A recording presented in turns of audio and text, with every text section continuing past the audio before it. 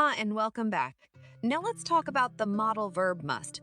The most common usage of must is to express necessity when you show that it's necessary to do something. For example, you must stay out of that dangerous zone, meaning it's necessary that you stay out of that dangerous zone. We must be at the airport at 3 p.m., meaning it's necessary for us to be at the airport at 3 p.m. Must means necessary in negative sentences. Must not or mustn't means forbidden. For example, you mustn't put electric wires in your mouth, meaning it is forbidden to put electric wires in your mouth. You must not smoke in the public bathroom, meaning it is forbidden to smoke in the public bathroom. Moving on to the next usage of must.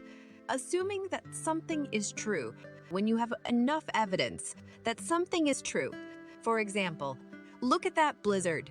It must be pretty cold outside, meaning I assume it is very cold outside. Look at the car he's driving. He must be very rich, meaning I assume he is very rich because he's driving a very expensive car. Oh, look at you. You must be hungry, meaning I don't know for sure, but I assume you are hungry. That's all I have to say about must. See you in the next episode. Stay tuned.